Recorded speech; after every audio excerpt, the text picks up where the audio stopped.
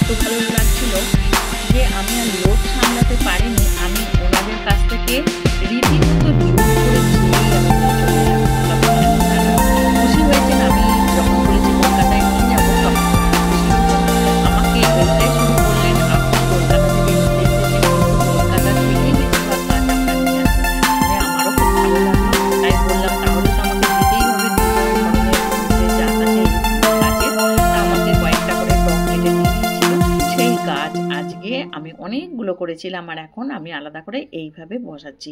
আর এগুলো যখন ভরে যাবে না, দারুণ দেখতে লাগে। এদিকে সবুজেতে হলুদেতে পাতা হবে, আর ওদিকে লাল আর সবুজেতে হবে, খুব সুন্দর দেখতে লাগবে।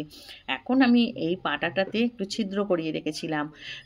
আমি এখানে ছিদ্রর মধ্যে দড়ি বেঁধে দিচ্ছি, আর দড়িটা ভালো মজবুত দড়ি দিচ্ছি, লাইলনের দড়ি দিয়ে দিচ্ছি। আর দড়ির ডগটা একটু পুড়িয়ে নিচ্ছি, নইলে দড়ির ফাঁসটা খুলে যাবে। তাই এখানে পুড়িয়ে নিচ্ছি, নিয়ে এই দুদিকে দড়ি বেঁধে দেবো। এবার আপনারা নিশ্চয়ই বুঝতেই পারছেন আমি এটা হ্যাঙ্গিং প্লান্টের ব্যবস্থা করছি। আর এখানে দুদিকে আমি দড়ি বেঁধে নিচ্ছি, আর একটা সাইডেও আমি দড়ি সুন্দর করে বেঁধে নিই। হ্যাঁ, তবে সমান সমান করে দড়িটা বাঁধতে হবে, নইলে কিন্তু আপ ডাউন থাকবে, গাছের মাটি ফাটি পড়ে যেতে পারে, বা দেখতেও বাজে লাগে। তাই আমি এরম করে দুদিকে সমান দড়িটা করে এখানে বেঁধে নিচ্ছি। বেঁধে নেবার পর এখন আমি কোথায় গাছটাকে রাখবো সেটা অবশ্যই দেখাচ্ছি। দেখুন, আমার গাছটাকে আমি রেখে দিয়েছি।